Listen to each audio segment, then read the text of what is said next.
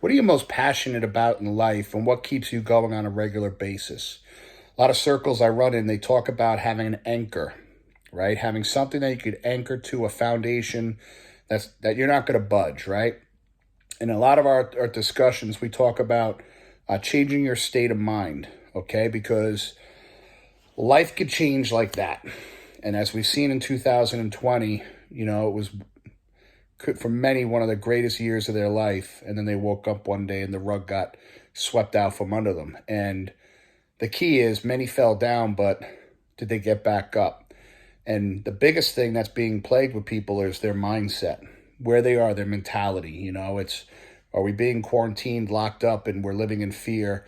Or are we using this as an experience just to work on things to, increase the quality of our life? Our family, we're painting bathrooms. My kids built a chicken coop and we don't even have chickens. They think we're going to get chickens. I'm not going to get chickens.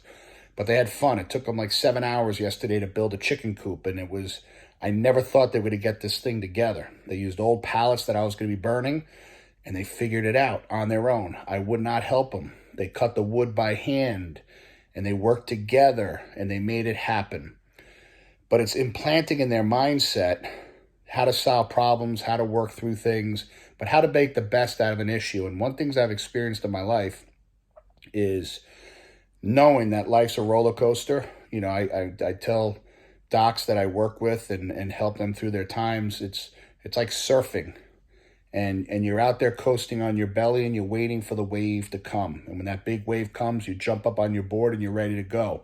But it's in that quiet time, the resting, where they talk about seeing the dolphins and seeing the fish and breathing and relaxing and having the moment and being connected, right? Being connected, but you're waiting for that wave to come. And such is life. We're always waiting for that wave to come, that storm to come.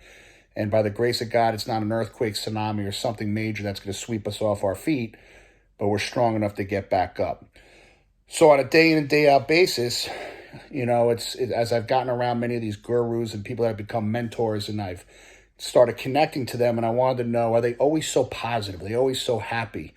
And the common answer is no. But what they do have is a system to reset themselves, change their state of mind, to get them back to where they need to be, to keep plugging. Because many times in life, you just get run down, you get tired.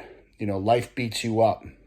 I joke with people, I got 5 kids, and I say having kids is like being on the hockey rink, but you don't get a shift break, right? They get a break and they just keep coming at you, and you're left out on the ice with no time to jump off. Well, that's life, man. And I tell my kids, life's going to suck sometimes. You just got to keep going. So I remember one time I was at a conference talking, and I said to people, what's your anchor going to be? If you had to pick one word that resets your energy, resets your mindset, resets your life, and I told you to go out and tattoo that on your forearm or your hand, what would that word be? What would that trigger? Because I did it, okay? I tattooed this word life on my hand. I don't know if it's upside down or what. Well, what happened is when I was going through a time where I was just pissed off or sad or whatever, I would take a pen and just sketch the word life on my hand. And I would just do that. And it kind of relax my brain and just let me know that nothing is bigger than life. That I've got this. I've got life in my body. I've got spirit. This too shall pass. So one day a buddy of mine said, why don't you get some and just tattoo that? So I was at a conference and I was in the back of the room writing on my hand, and my buddy Peter tapped me on the shoulder and said, why don't you just tattoo that? So I left it there, and at lunch that next Monday at work, I went to the tattoo guy and tattooed it on my hand. And when I get those moments where I'm just not there mentally, I just kind of run my finger over that. I kind of look at it, and it lets me know where I came from, but more so where I'm going.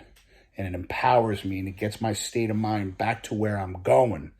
Not looking over my shoulder, right? Not looking within and being sad or whatever, and just fearful, but crushing it. Because nothing is bigger than life. What's your word?